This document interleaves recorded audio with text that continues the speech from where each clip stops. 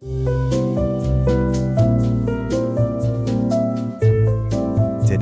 we're going to dive into a different kind of peace. I'm not talking about the absence of trouble, but a really resilient kind of rest that we can find right in the middle of our noisy, demanding lives.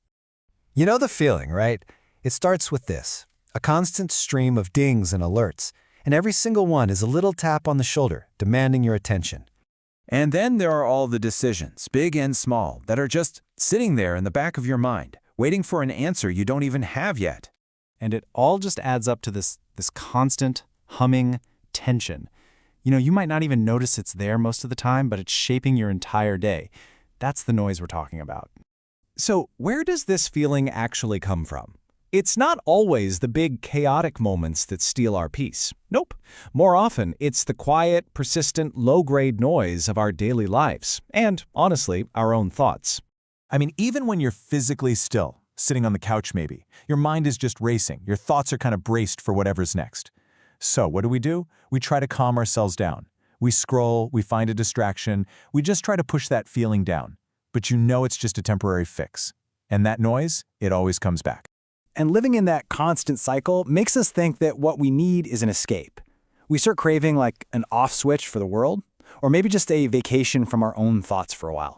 But what if that's not what we're actually longing for? What if it's something deeper than just a temporary escape? What if what we're really searching for is a kind of rest that actually sticks with us, even when we get thrown right back into the middle of our busy lives? And this is where the whole concept kind of shifts. This verse from Galatians, it frames peace not as something we achieve, but as something that grows naturally, like fruit in an orchard, It grows when the conditions are right. And this metaphor of the orchard, it's key. So this idea completely redefines peace for us. If peace is like a fruit that grows, what does that actually feel like? Well, here's a really powerful metaphor that I think helps make sense of it all. Peace is like shade. I mean, just think about that for a second. Shade doesn't make the sun go away, right? It doesn't lower the temperature of the entire day. What it does is create a very specific place where you can find relief and rest from the heat. So this kind of peace isn't about avoiding reality. It's about having a protective space to rest within it. And this idea, it's reinforced right here. Jesus makes this really clear distinction between two kinds of peace. There's the peace the world offers, which is often temporary, fragile, and totally dependent on our circumstances. And then there's this other kind, a deeper, sustaining peace that actually holds steady.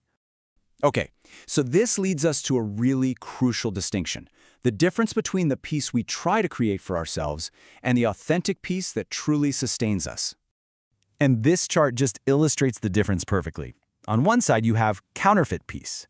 This is our attempt to manage our world through avoidance and control. It requires constant upkeep, and let's be honest, it collapses the moment something unexpected happens. But on the other side, you've got spirit-grown peace. This peace doesn't depend on silence or having all the answers. It creates that shade we were talking about, a place to rest right in the middle of reality. And this is a fundamental shift in how we think about this. We can't build it through sheer willpower or by controlling everything.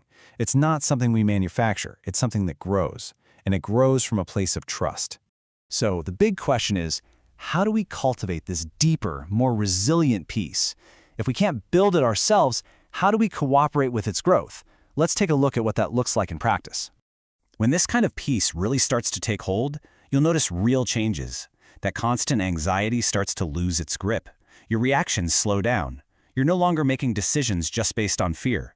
That internal battle just starts to quiet down. So how do we actually practice this? Well, it starts with these small, intentional acts. First, just become aware of your body.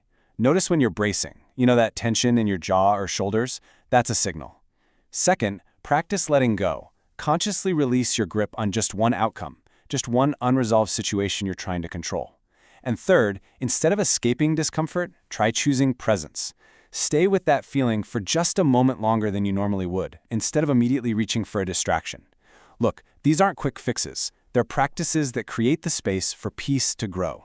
So, here's the crucial point. We've been searching for peace in all the wrong places. We've been looking for a quiet place when what we really, really need is a quiet center. And this invites a really important question to ask yourself. Where have you, in your own life, confused being numb or simply avoiding a problem with actually being at peace? It's a subtle, but man, what a powerful difference. And this is really the core message to take away from all this. This kind of peace is not some magic wand that makes struggles disappear. No. Instead, it's like an anchor that steadies you right in the middle of the storm. So, we'll leave you with this final thought to chew on. We tend to think of rest as a place we have to get to, a vacation, the weekend, the end of the day. But what if that's not it at all? What if rest isn't a destination we arrive at, but a way of remaining present and steady right where we are?